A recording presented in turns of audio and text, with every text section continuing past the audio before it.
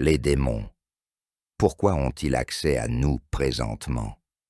Quelque part dans un mystérieux petit village en Afrique, les villageois se réunissaient tous les soirs autour d'un feu de camp pour papoter, en attendant qu'apparaisse le feu sacré pour leur raconter une histoire.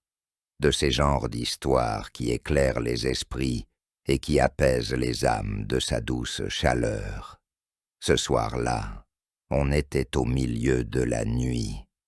Quand il apparut, les personnes qui étaient encore éveillées furent émerveillées comme à chaque apparition. Avant de raconter son histoire, il leur posa cette question. Les démons, pourquoi ont-ils accès à nous présentement? Les personnes assirent autour du feu de camp ne semblaient connaître la réponse. Alors le feu sacré débuta son histoire.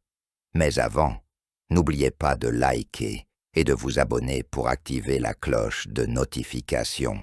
Je suis l'esprit des feux de camp qui sont allumés dans le monde entier.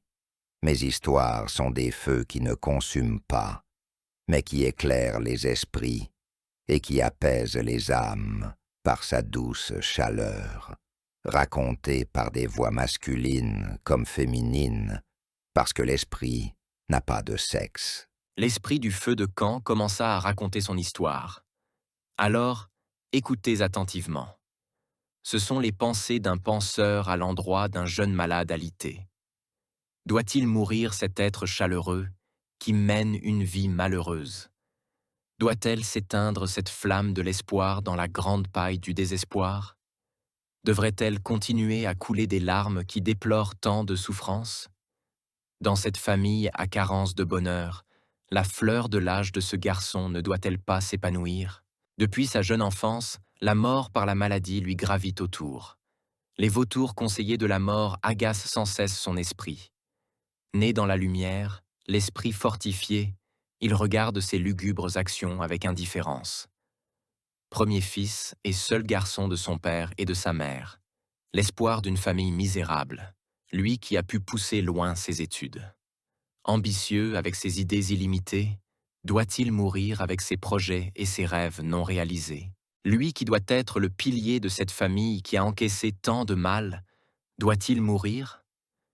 La loi de la nature ne veut point de vie éternelle sur terre, mais s'il y a cause de vie, c'est que chacun devrait pourvoir penser sa vie.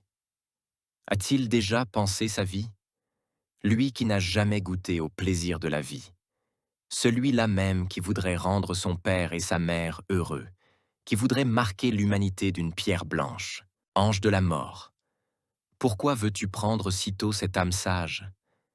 Si tu prends cette jeune âme en qui sa pauvre famille dépense ses maigres moyens pour sa subsistance, pour son espérance de réussite, et le sortir chaque fois de l'agonie de la maladie. Quelle joie tireras-tu? Cette pensée qui veut penser la vie, doit-elle mourir? L'aigle royal qui planait sur la surface de la terre vit les larmes du penseur. Il siffla le prophète qui alla toquer à la porte du jeune malade. La question c'est, pourquoi les démons ont-ils accès à nous présentement? Vous entendrez la réponse de la bouche du prophète. Suivons jusqu'à la fin. Si ce n'est pas encore fait, like, abonne-toi pour activer la cloche de notification.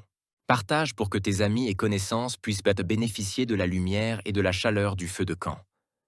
Le prophète messager, après avoir prié et délivré le jeune homme de la maladie, se mit à donner une prédication dans la maisonnée. Ce qui capta l'attention de l'auditoire, c'est l'enseignement sur les 7 dimensions. Le prophète dit ainsi: la première dimension, c'est la matière. Elle est relative à tout ce qu'on peut toucher, voir ou sentir, même le gaz, la fumée, le brouillard. La deuxième dimension est la lumière. Toute lumière naturelle est dans la deuxième dimension. La troisième dimension se rapporte au temps, saison et période. Les 3 premières dimensions sont en rapport avec nos 5 sens naturels: la vue, le goût, le toucher, l'odorat et l'ouïe. La 4e dimension, c'est la science. Elle se rapporte aux ondes et aux réactions chimiques. La 5e dimension, c'est le tourment, c'est-à-dire la présence de Satan et des démons. C'est la région des perdus et des morts sans Christ. C'est la région des cauchemars et des tourments. Luc 16, verset 23 en parle. Et, en Hadès, levant ses yeux, comme il était dans les tourments, il voit de loin Abraham et Lazare dans son sein. Or, la terre est dans la 5e dimension, comme dans un Samuel 28. C'est pourquoi les démons ont accès à nous présentement. 1 Samuel 28, versets 11 à 12. Psaume 82, versets 6 à 7, dit que les prophètes sont des dieux. C'est pourquoi ils peuvent entrer dans les mystères les plus reculés. Après le sacrifice perpétuel, il y a eu séparation là-bas. Il y a maintenant le tourment d'une part où vont les méchants de la terre, puis d'autre part le sein d'Abraham. Si après la mort, un féticheur a accès à vous, alors votre âme est dans la 5e dimension, ou si un homme meurt et que son cercueil porté fait des mouvements, danse, alors cet homme va droit en enfer, la 5e dimension. Si vous êtes poursuivi en rêve, alors votre âme est dans la 5e dimension.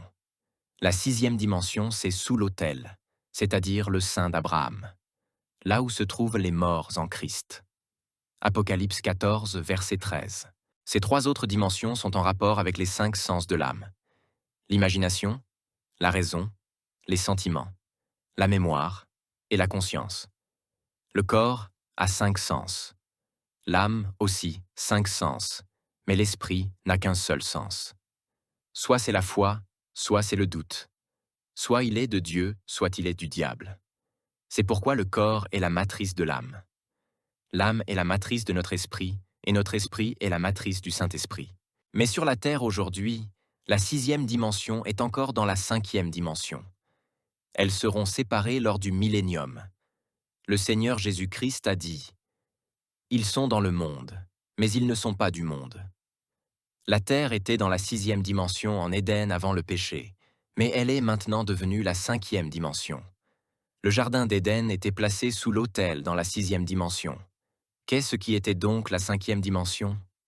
L'abîme. La 7e dimension, c'est la présence de Dieu et des saints anges. La distance n'existe pas dans cette dimension, car un ange peut être ici à 1 mètre de nous, mais nous ne le voyons pas, car nous ne sommes pas dans la même dimension. Il peut être même en nous, et nous ne le sentons pas parce que nous ne sommes pas dans la même dimension. Après avoir fait une révélation sur une dimension qui ne fait pas partie du nombre des 7, après son enseignement sur certains mystères qui édifia l'auditoire dans la maison, il prononça des bénédictions, puis s'en alla comme il était venu. Alors l'esprit du feu de camp reposa la question aux personnes qui étaient restés très silencieux à l'écouter religieusement.